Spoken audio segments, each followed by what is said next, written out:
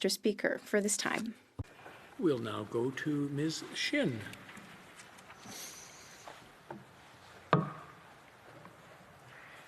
Thank you, Mr. Speaker.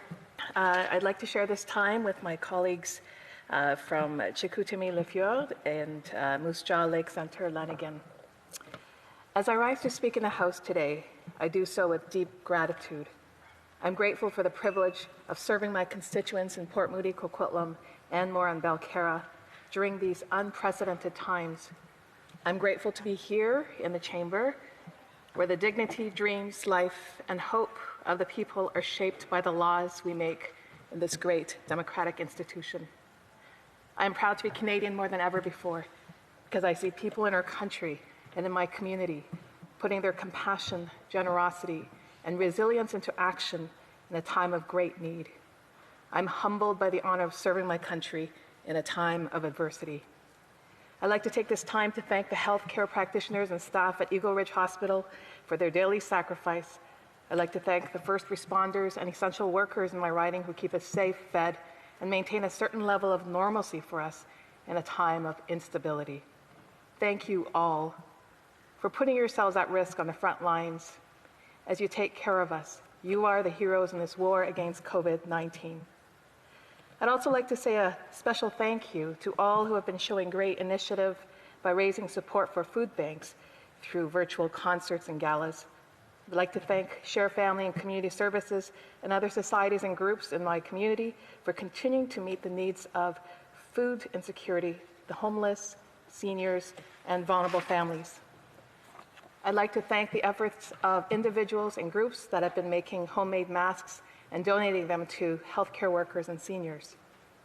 But there is another demographic of vulnerable Canadians that are facing unprecedented struggle right now, and that is the business community.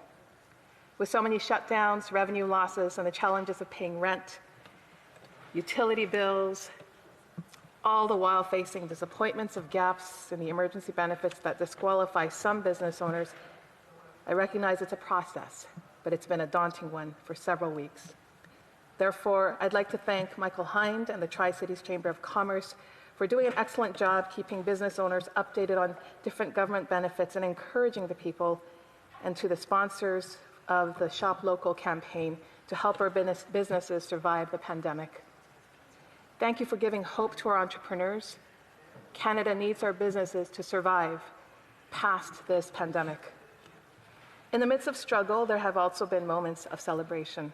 I'd like to congratulate Dr. Anne Marie Cooper, a resident of Port Moody, for receiving the BC Achievement Community Award.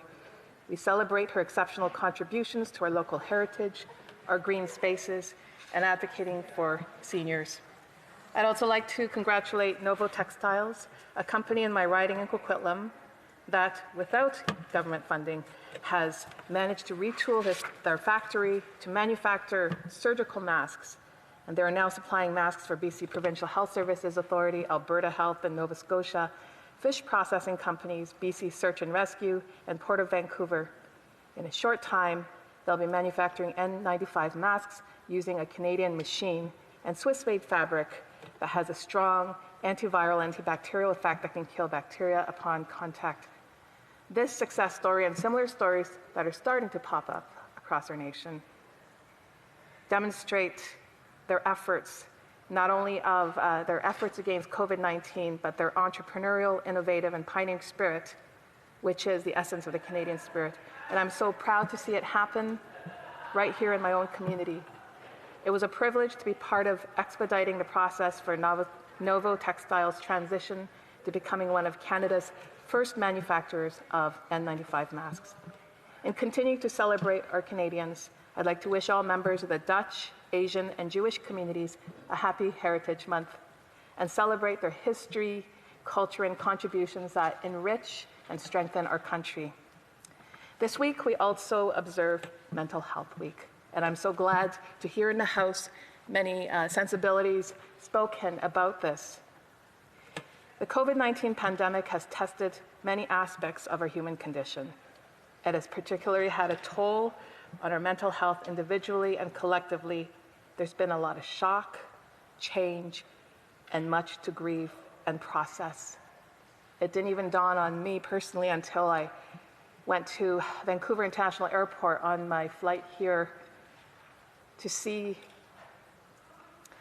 the empty airport and recognize the situation we truly are in with a vulnerability with our economy and not seeing people, the crowds that I'm used to seeing that mark a healthy industry.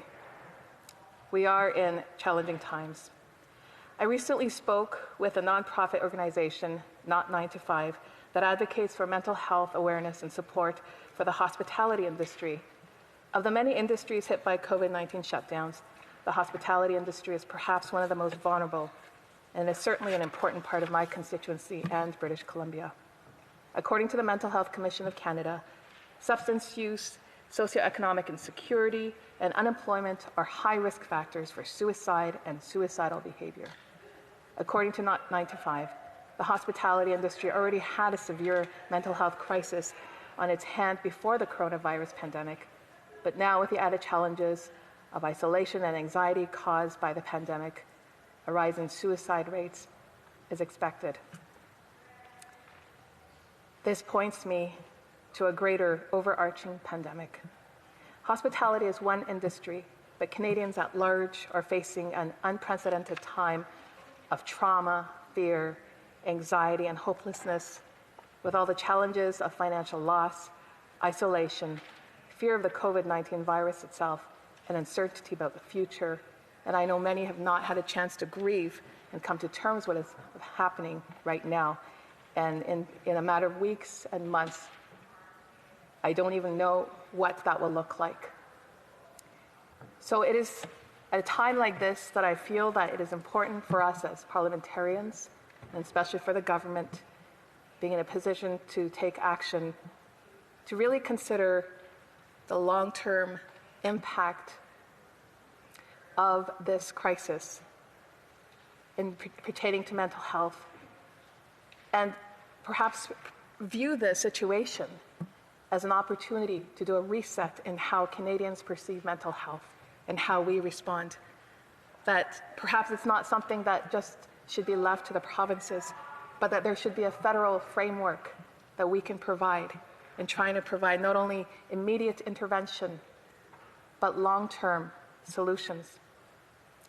So I would ask all members across all aisles to consider what that framework would look like to not only help Canadians through this pandemic, but set a long-term course where mental health care is accessible and part of everyday care like physical health care.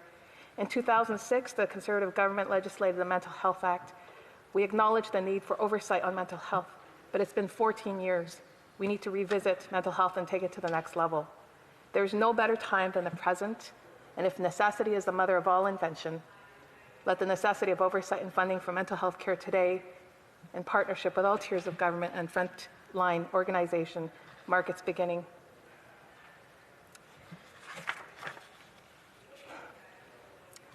Today, there is another pandemic that is running parallel to COVID-19, and that is domestic abuse. In 2018, about 1/3 of all violent crimes reported to police were committed by intimate partners. The COVID-19 pandemic has created the perfect storm for domestic violence to escalate. Tri-City Transitions is a women's shelter and service provider for families and victims of domestic violence in my riding. And I'm grateful that my community has an organization like Tri-City Transitions that has programs for immediate needs and long-term restoration, and has served the community for 45 years. I spoke with Carol Metz, who has worked many years for the shelter, and in a Zoom interview, she stated that since the COVID-19 pandemic caused social distancing and shutdowns, they have opened 20 new cases. Families are being strained relationally, and even the most solid relationships are being tested. While emphasizing the need for more long-term programs to support women who form 80% of the victims in intimate partner violence, she also stated the need for programs to help the abusers deal with the issues that translate into their anger, violence, and abusive behavior. While the government has stated that the funds are flowing into the bank accounts of shelters and sexual assault centers, we don't know the details of how the support is being distributed, and so there is no way of determining the gaps. It is time to take a deeper look at domestic violence and deal with these issues, or else we will have a whole generation of families with PTSD and all kinds of trauma. The cycle needs to end. We need to mitigate now with solutions that not only speak to immediate relief, but the short-term and long-term toward restoration. I'm glad to see initiatives that the government has made to bring more awareness, but it needs to go deeper. Counseling is a journey that needs to begin and end with consistency, and I hope that some of the counseling that is provided will be long-term journeys to help people find stability in those counseling relationships. So moving forward, I hope that during this Mental Health Week, all members will give deep thought into what mental health care should look like today and for the next generation. Thank you. OK, nous allons